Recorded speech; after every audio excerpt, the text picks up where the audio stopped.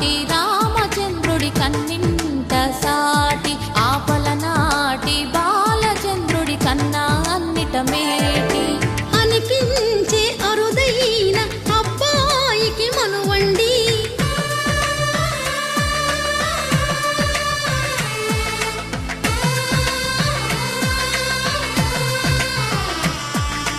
తెలుగింటి పాల సంద్రము కనిపించిన